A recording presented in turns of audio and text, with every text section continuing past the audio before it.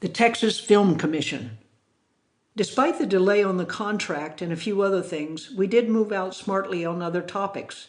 One was a priority relating to the overall budget, the possibility of getting help from the Texas Film Commission.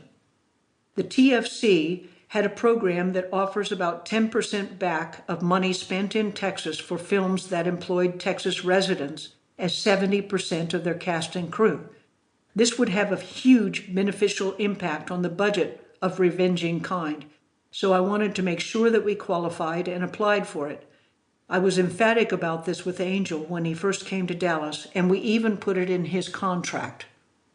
So, one of the first things Angel did was to make an appointment for us with the head of the Dallas office of the TFC. In preparation for the meeting, I sent a copy of the screenplay to the director of the office along with a list of what we would like in the way of specific help.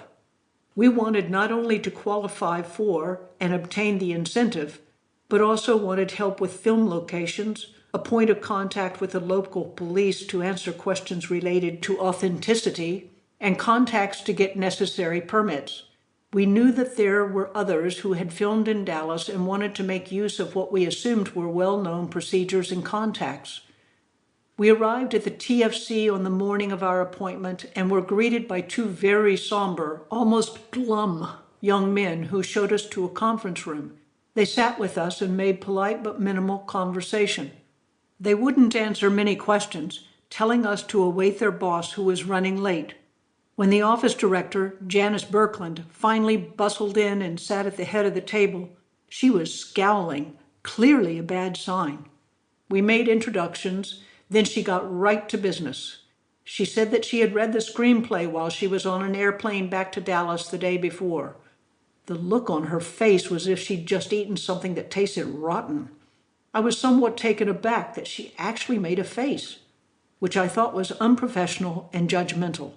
She proceeded to tell us that the plot and some of the action in the film were repugnant, and that she didn't think the film would be something that the city of Dallas would want to be associated with.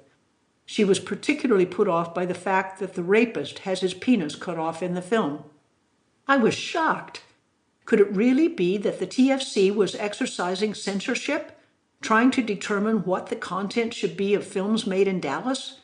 Would she really deny us help with the film because she objected to the screenplay? As it turned out, the answer was yes. Before the meeting ended, we asked for help in interfacing with the Dallas Police Department. She said, "I can assure you that the DPD would turn you down on your request based on the nature of your screenplay."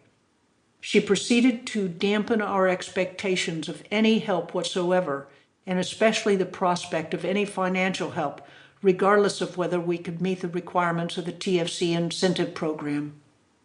Indeed, her predictions were accurate, and I feel that she guaranteed the outcome herself.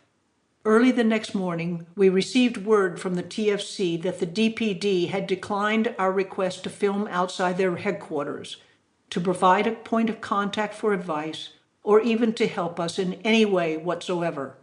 I found this to be remarkable, not only with regard to the speed of the reply, but to its comprehensiveness. I couldn't quite believe it. I decided to call the DPD Office of Public Affairs myself. I explained to the DPD representative on the phone what we were doing, the nature of the film, and asked if I might have an appointment with her to discuss DPD help. She was very friendly and agreed to see me. We set an appointment.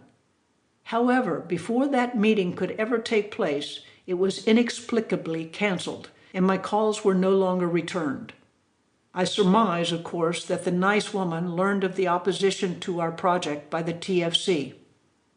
Angel and I thought that we might be able to end-run the Dallas office of the TFC if he went to Austin to see the head office TFC personnel. So he took a bus down there and made our case for funds from the incentive program for the film if we met all the requirements. He came back to Dallas hopeful. Soon afterward, we were told by the Austin office that there would be absolutely no funds available to us from the incentive program. In fact, we were told that we needn't even file the paperwork. To keep listening to this audiobook for free, Click the link in the description. It will take you to a free Audible trial where you can listen to this and many other books for free for 30 days.